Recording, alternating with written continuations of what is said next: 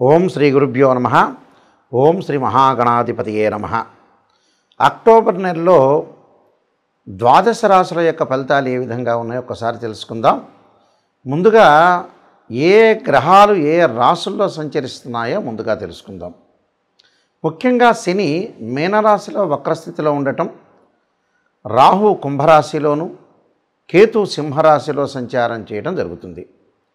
ముఖ్యంగా ప్రధానంగా గురువు అక్టోబర్ మాసంలో 18వ తారీఖు వరకు కూడా మిథున రాశిలో సంచారం చేసి 18వ తారీఖు నుంచి కర్కాటక రాశిలో ప్రవేశం జరుగుతుంది. అంటే అది అతిచారము అంటారు. కర్కాటక రాశిలోకి ప్రవేశించడం అనేది జరుగుతుంది. మిగతా గ్రహాలను మనం చూసుకునేటట్టయితే ముఖ్యంగా కుజుడు బుధుడు తులారాశిలో సంచారం చేయటం, అక్టోబరు ప్రథమార్థంలో శుక్రుడు సింహరాశిలోను, ద్వితీయార్థంలో కన్యారాశిలోను సంచారం చేయటం, రవి ప్రథమార్థంలో కన్యారాశిలోను, అలానే ద్వితీయార్థంలో వచ్చేటప్పటికల్లా అంటే అక్టోబర్ 18వ తారీఖు తర్వాత రవి తులారాశిలో సంచారం చేస్తారు. ఈ సంచారాల వల్ల ఈ గ్రహాల యొక్క విషయంలో మనం ముందుగా ముఖ్యంగా ఎలాంటి రాశుల వాళ్ళకి ఎలాంటి ఫలితాలు కలుగుతాయో ఒకసారి పరిశీలన చేద్దాం. మీనరాశి వాళ్ళకి అక్టోబర్ మాసంలో రాశ్యాధిపతి అయిన గురువు చతుర్థ పంచమాల్లో ఉంటాడు. అంటే 18వ తారీఖు వరకు కూడా చతుర్థ స్థానంలో ఉంటాం. అలానే 18వ తారీఖు తర్వాత పంచమ స్థానంలో ఉండటం వల్ల, చతుర్థ స్థానంలో ఉండటం వల్ల తల్లి యొక్క ఆరోగ్య విషయంలో కొంత జాగ్రత్తగా ఉండాలి. ఫైనాన్షియల్ పరంగా పొదుపు పాటించడం అనేది మంచిది. ఆ 18 వరకు కూడా. 18 తర్వాత పొదుపు పాటించకూడదు అంటే పాటించవచ్చు, తప్పులేదు. కానీ ఫైనాన్షియల్ పరంగా డెవలప్మెంట్ అయ్యే అవకాశాలు ఎక్కువ ఉంటాయి. కర్కాటక రాశిలో గురువు అతిచారంలో ఉండటం వల్ల 18వ తారీఖు తర్వాత ఉద్యోగ ప్రయత్నాలు, నూతన ఉద్యోగాలు, నూతన వ్యాపారాల వల్ల లాభం, వ్యాపార భాగస్వాములు కూడా బాగా కలిసి వచ్చే అవకాశాలు ఎక్కువగా ఉంటాయి. అలానే జన్మంలో శని వక్రగతి స్థితిలో ఉండటం, అలానే వ్యయస్థానం రాహు యొక్క పరివర్తనం వల్ల ఆరోగ్యపరంగా ఇబ్బందులు కలగకుండా చూసుకోవాలి. విదేశాలకు వెళ్ళే అవకాశాలు అనేవి లభించినా వెళ్ళలేకుండా కొంత ఆలస్యం జరగటం ఒకటి. విదేశాల్లో ఉన్న వ్యక్తులు ఎవరైతే ఉంటారో వాళ్ళందరికీ కూడా గ్రీన్ కార్డ్ రావాలని ఆశించే వాళ్ళకి కొంత ఆలస్యం జరగటం ఒకటి. విద్యార్థులు అక్టోబర్ 18 తర్వాత మంచి విశ్వవిద్యాలయంలో సీటు లభించే అవకాశాలు బాగా ఎక్కువ ఉంటాయి. కొంత అధిక శ్రద్ధతోటి వాళ్ళు చదువుకోవటం, వేరే వ్యాపకాలను తగ్గించి చదువు మీద కొంత కాన్సన్ట్రేషన్ చేస్తే వీళ్ళకి మంచి జరిగే అవకాశాలు ఎక్కువగా ఉంటాయి. అలానే ముఖ్యంగా శుక్రుడు యొక్క బలం, సప్తమ స్థానంలో శుక్రుడు ఉండటం వల్ల భార్యాభర్తల మధ్యలో అనుబంధం బాగా పెరగటం, శుభ కార్యక్రమాల్లో పాల్గొనే అవకాశాలు, ఏదైతే బంధువులు మిత్రులతోటి కూడా అది వరకు రోజుల్లో ఉన్న గొడవలన్నీ తగ్గిపోయే అవకాశాలు ఎక్కువగా ఉన్నాయి. అష్టమ స్థానంలో రవి యొక్క సంచారం వల్ల కూడా ఉద్యోగ ప్రయత్నం సఫలీకృతం కావటం, ఉద్యోగపరంగా అనుకూలంగా ఉండటం. అంటే కుజుడు రవి బుధ గ్రహాలు. ఆ కుజుడు వల్ల మటుకు ఆరోగ్యపరంగా వాహన ప్రమాదాలు జరగకుండా, యాక్సిడెంట్ జరగకుండా చూసుకోవాలి. వ్యాపారం అనేది భాగస్వామ్య వ్యాపారం అనేది పనికిరాదు. ఒంటరి వ్యాపారం చేయటం వల్లనే అనుకూలంగా ఉండే అవకాశాలు ఎక్కువ ఉంటాయి. షష్టమ స్థానంలో కేతు యొక్క ప్రభావం వల్ల యాత్రలు, దూర ప్రయాణాలు చేయటం, బంధుమిత్రులతోటి సహకారంతో ముందుకు వెళ్ళే అవకాశాలు ఉంటాయి. ప్రతి పనిలో కూడా వాళ్ళు కొంత విజయం సాధించే అవకాశాలు ఉంటాయి. కాబట్టి వీళ్ళకి ఎలాంటి ఇబ్బందులు లేకుండా ఆరోగ్యం మినహా మిగతావన్నీ కూడా అనుకూలంగా ఉన్నాయి. ఆరోగ్యాన్ని కొంత కాపాడుకోవాలి. వాహన ప్రమాదాలు లేకుండా కొద్దిగా జాగ్రత్తగా ఉండి ముందుకు వెళ్ళటం అనేది చాలా ఇంపార్టెంట్. లేకపోతే ఇబ్బందికరమైన వాతావరణం వచ్చే అవకాశాలు ఎక్కువ ఉంటాయి. అంటే వాహనాన్ని అతి స్పీడ్గా నడపకూడదు. అనేక రోగాలు ఉన్న వ్యక్తులు కూడా తప్పకుండా భగవంతుడి యొక్క ధ్యానము, సైన్స్ ప్రకారంగా డాక్టర్ని సంప్రదించడం అనేది చాలా ఇంపార్టెంట్. కాబట్టి నేను కొన్ని పరిహారాలు చెప్పబోతున్నా. ఆ పరిహారాలు మీరు పాటించండి, మీకు ఖచ్చితంగా మంచి జరిగే అవకాశాలు ఎక్కువగా ఉంటాయి. ఈ రాశివారు ముఖ్యంగా కొన్ని ప్రత్యేకంగా రెమెడీస్ అనేవి అనుసరించాలి. ఆ రెమెడీస్లో నేను కొన్ని పరిహారాలు చెప్తాను. ఆ పరిహారాలు పాటిస్తే మంచి జరిగే అవకాశాలు ఖచ్చితంగా ఉంటాయి. ఎందుకంటే ఈ రాశి వాళ్ళు ముఖ్యంగా సూర్యుడి యొక్క నమస్కారాలు చేయటం మంచిది. ఈ అక్టోబర్ మాసాల్లో 4 ఆదివారాల పూట కూడా 4 ఆదివారాలు ప్రాతకాలంలో సూర్యుడు ఉదయించే సమయంలో సూర్యుడి యొక్క ప్రార్థన చేయాలి. సూర్యుడి యొక్క ప్రార్థన చేయటంలో చాలా మంచి మంత్రం ఏమిటంటే సూర్యగాయత్రి మంత్రం అంటాం మనం. ఈ సూర్యగాయత్రి మంత్రం వల్ల ఏం జరుగుతుంది అంటే ఉద్యోగపరంగా ఇబ్బందులు లేకుండా ఉంటారు, నూతన ఉద్యోగాలు లభించే అవకాశం ఉంటుంది. ఆరోగ్యం మహాభాగ్యం అని ఆరోగ్యం పరంగా కూడా ఇబ్బందులు లేకుండా ఉండే అవకాశాలు ఖచ్చితంగా ఉంటాయి. కాబట్టి ఆరోగ్యం కానీ ఉద్యోగం కానీ అనుకూలంగా ఉండాలంటే సూర్యగాయత్రి మంత్రాన్ని సూర్యుడి యొక్క స్తోత్ర పఠనం చేయాలి. సూర్యగాయత్రి మంత్రంలో అతి పవర్ఫుల్ అయిన మంత్రం ఏంటంటే ఆదిత్యాయ విద్మహే సహస్రమూర్తాయ ధీమహి తన్నో భాను ప్రచోదయాత్ అనే మంత్రాన్ని చదవాలి. దాంతోపాటు ఓం ఆదిత్యాయ విద్మహే సహస్ర కిరణాయ ధీమహి తన్నో సూర్య ప్రచోదయాత్ అనే మంత్రాన్ని చదివితే మనకు ఖచ్చితంగా మంచి జరిగే అవకాశాలు ఖచ్చితంగా ఉంటుంది.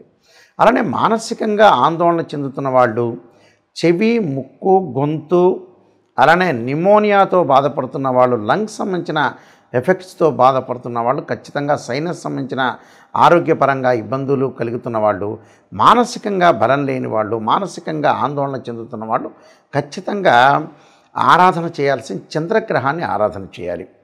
చంద్రుని ఎలా ఆరాధన చేయాలి? చంద్రగాయత్రి మంత్రాన్ని చదువుకోవాలి. క్షీరపుత్రాయుధ్య అమృతతత్వాయ ధీమహి తన్నో చంద్ర ప్రచోదయాత్ అనే మంత్రాన్ని చదువుకోవాలి. రియల్ ఎస్టేట్ కానీ, అలానే అగ్రికల్చర్ ల్యాండ్స్లో కానీ, రైతులు కానీ, బిల్డర్స్ కానీ, కెమికల్ కంపెనీస్ వాళ్ళు కానీ, డాక్టర్స్ కానీ, కోర్టు వ్యవహారాలు, పోలీస్ స్టేషన్ వ్యవహారాల్లో చిక్కుకున్న వ్యక్తులు, అలానే ఏదైతే ఆస్తిపాస్తుల గురించి గొడవలు, అన్నదమ్ముల మధ్యలో గొడవలు ఉన్న వాళ్ళు తప్పకుండా సుబ్రహ్మణ్య స్వామి యొక్క ఆరాధన చేయాలి. అంటే 2 జంట సర్పాలను దానం చేయటము, అలానే రాహుకాలంలో పూజ చేయటము, సుబ్రహ్మణ్య స్వామి యొక్క ఆరాధన చేయాలి. సుబ్రహ్మణ్య స్వామిని చుట్టూ ప్రదర్శన చేసేటప్పుడు తప్పకుండా తత్పురుషాయ విద్యే మహాసేనాయ ధీమహి తన్నో షణ్ముఖ ప్రచోదయాత్ అనే మంత్రాన్ని చక్కగా చదువుకోవటం వల్ల మనకున్న గొడవలు, తగాదులు ఇలాంటివన్నీ కూడా పరిష్కారం జరిగే అవకాశాలు ఖచ్చితంగా ఉంటాయి. అలానే వీళ్ళు బుధగ్రహం అంటే బుద్ధిబలం పెరగటానికి, లౌకిక జ్ఞానం పెరగటానికి, అలానే గణిత శాస్త్రంలో ప్రాధాన్యత పెరగటానికి, లెక్కల్లో పిల్లలు విద్యార్థులు వీక్గా ఉన్న వ్యక్తులు వ్యాపారపరంగా అనుకూలంగా ఉండాలంటే ఖచ్చితంగా విష్ణు సహస్రనామ పారాయణంతో పాటు ఓం యక్షాయ కుబేరాయ వైశ్రవణాయ ధనధాన్యాధిపతే ధనం ధాన్యం సమృద్ధిమే దేహిమే దాపయిస్వ అనే మంత్రాన్ని చక్కగా బుధవారం రోజున ప్రాతకాలంలో 11 సార్లు చదవటం చాలా మంచిది. అలానే విద్య యందు అనుకూలంగా లేకపోవటం, విద్య పిల్లలకి మర్చిపోవటం చదివినంతా కూడా, అలానే ధనపరంగా ఇబ్బందులు కలుగుతున్న వాళ్ళు, మొండి బాకీలు వసూలు కాని వాళ్ళు, ఉద్యోగ ప్రయత్నాలు కూడా అనుకూలంగా లేని వాళ్ళు, అలానే ఫైనాన్షియల్ పరంగా ట్రబుల్స్ ఉన్న వ్యక్తులు ఎవరైతే ఉంటారో వాళ్ళందరూ కూడా, సంతానపరంగా ఇబ్బందులు కలిగిన వ్యక్తులు ఎవరైతే ఉంటారో వాళ్ళందరూ కూడా తప్పకుండా దత్తాత్రేయ స్వామి పారాయణం, దత్త కవచాన్నితో పాటు ఓం దేవానాంచ ఋషీనాంచ గురుకాంచన సన్నిభం బుద్ధిమతం త్రిలోకేశం తమ నమామి బృహస్పతిం అనే మంత్రాన్ని చక్కగా చదువుకోవటం వల్ల కూడా వీళ్ళకి మంచి జరిగే అవకాశాలు ఖచ్చితంగా ఉంటాయి. అలానే వివాహం కాని స్త్రీ పురుషులు ఎవరైతే ఉంటారో, మాకు వివాహాలు కావట్లేదు, దగ్గరికి వచ్చినట్టు వచ్చి వెళ్ళిపోతున్నాయనే వ్యక్తులు అమ్మవారి యొక్క ఆరాధన చేయాలి. అమ్మవారి యొక్క ఆరాధనతో పాటు మహాలక్ష్మి అంటే మహాకాళి, మహాలక్ష్మి, మహాసరస్వతిని ప్రార్థన చేయాలి. అలానే కాత్యాయనాయుధ్యే కన్యాకుమారి ధీమహి తన్నో దుర్గి ప్రచోదయాత్ అనే మంత్రాన్ని చదవటం వల్ల శీఘ్రంగా వివాహం జరిగే అవకాశాలు ఉంటాయి. అలానే శుక్రవారం రోజున బొబ్బర్లు దానం చేయటం, వీలైతే బొబ్బర్లు ఆవుకు పెట్టే అవకాశం అనేది చూసుకోవాలి. అలానే వీలైతే శుక్ర జపం చేయించటం, అలానే అబ్బాయిలు వివాహం కాలేదంటే వరపాశుపతాస్త్ర అంటే కన్యాపాశుపతాస్త్ర రుద్రాభిషేకం, అమ్మాయిలు వచ్చేటప్పటికల్లా అంటే అబ్బాయిలు వచ్చేటప్పటికల్లా ఈ శుక్రుడి గురించి మళ్ళీ రిపీట్గా చెబుతున్నాను చూడండి ఒక్కసారి. శుక్రగ్రహం నుంచి మళ్ళీ చెబుతున్నాను. ఎవరైతే అమ్మాయిలకు వివాహం కావట్లేదో, అబ్బాయిలకు వివాహం కాకపోతుంటే వీళ్ళు శుక్రగ్రహం యొక్క అనుకూలత ఉండాలి. శుక్రుడు కళత్రకారకుడు, వివాహకారకుడు, సుఖాన్ని, భోగాన్ని, సౌఖ్యాన్ని ఇచ్చేవాడు శుక్రుడు. ఈ శుక్రగ్రహం వల్ల మరి ఎవరికైతే వివాహం కావట్లేదో అబ్బాయిలు కన్యాపాశుపతాస్త్ర రుద్రాభిషేకం, అమ్మాయిలు వరపాశుపతాస్త్ర రుద్రాభిషేకం చేయటం, శుక్ర జపము, శుక్ర హోమం చేసుకోవటం, భృగుపాశుపతాస్త్ర రుద్రాభిషేకం చేసుకోవటం వల్ల చాలా మంచి జరిగే అవకాశం ఖచ్చితంగా ఉంటుంది. అలానే ఆయు ప్రమాణం తగ్గుతూ ఉండి ఆరోగ్యపరంగా నష్టాలు జరుగుతున్న వ్యక్తులు శని యొక్క ప్రభావం ఉంటుంది కాబట్టి శని యొక్క ఆరాధన చేయాలి. వీలైతే మరి నువ్వుల నూనెతోటి శివుడికి అభిషేకం చేయటం వల్ల ఆయు ప్రమాణం పెరుగుతుందని శాస్త్రంలో చెప్పారు. అలానే విదేశాలకు వెళ్లకుండా, విదేశాలకి ఏదైతే వీళ్ళకి వీసా రాకపోవటం, విదేశాల్లో ఉన్న వ్యక్తులకు కూడా అక్కడ వాళ్ళకైతే మంచి వ్యాపారం కానీ అలానే మంచి జాబ్ కానీ రాకుండా, గ్రీన్ కార్డు కూడా రాకుండా ఉన్న వ్యక్తులు విదేశాల్లో ఉన్న వ్యక్తులు ఎవరైతే ఉంటారో రాహువు యొక్క ఆరాధన చేయాలి. అర్ధకాయ మహావీరం చంద్రాదిత్యమర్దనం సింహకాగర్భ సంభూతం తమ రాహుం ప్రణమామ్యం అనే మంత్రాన్ని చక్కగా చదువుకోవాలి.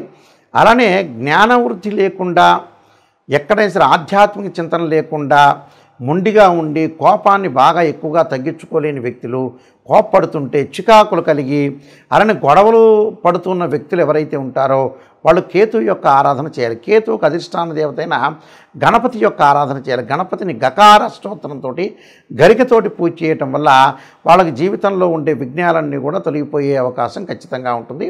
ఈ రాశి వాళ్ళందరికీ కూడా శ్రీ పరమేశ్వరుడి యొక్క అనుగ్రహాన్ని ఉండాలని ఆశిస్తూ, మీ అందరికి కూడా మంచి జరగాలని ఆశిస్తూ సర్వే జనా సుఖినో భవంతు.